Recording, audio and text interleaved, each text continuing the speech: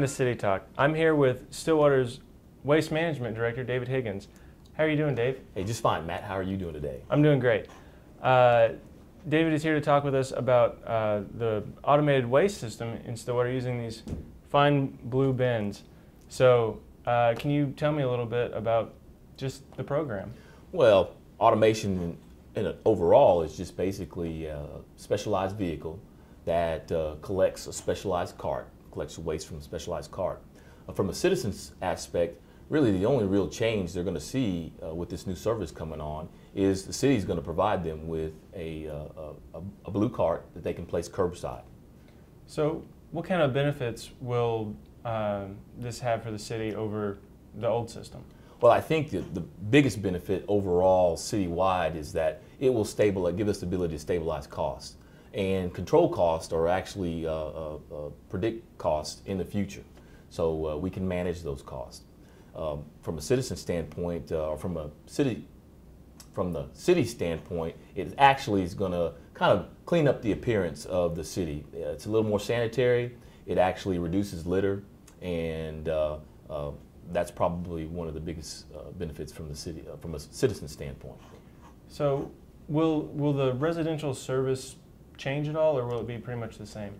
You know, Matt, there'll be no change in the residential service. The services that we currently offer with the old system, curbside collection, which that's our mainstay. That's what we provide to majority of the citizens in Stillwater. We will still provide that service. The house side service that we provide, which actually offers some assistance to those who need it in getting their trash to the curbside or actually collecting their trash from their home. We will still do that.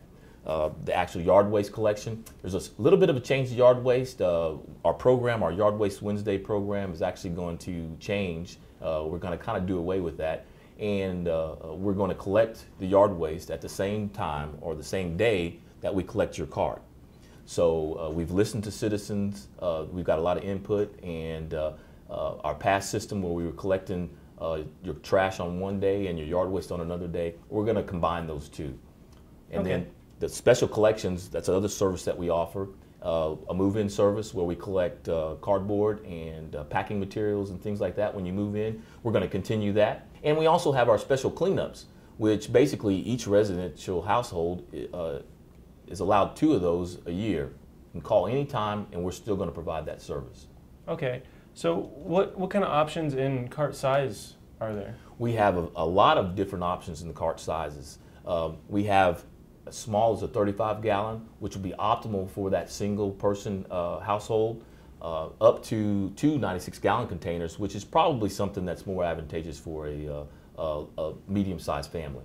For people who are getting these new carts, is there anything specific they need to know about how to use them? I'll tell you, the cart use is fairly simple. The carts are designed for a person to be able to roll them out to the curbside.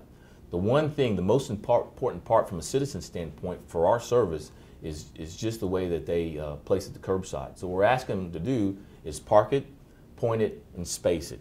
Basically what we'd like the citizens to do for us to be able to service your container is take your cart, park it with the wheels against the curb, or just right off the curbside if they don't have one, or just right off the roadway if they don't have a curb.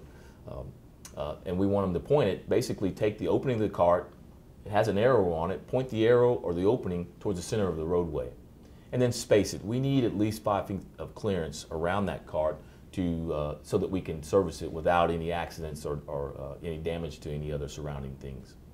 Okay, are there any types of special preparation that household waste needs to go through before it can be put in the cart? No, the only thing I would say is that the containers, there is a limited size, there is a contained size. And so what I recommend to residents is basically to condense material down to its smallest form so that they can optimize the space that's available inside the cart. And from there, it's nothing more than to park it, point it, and space it.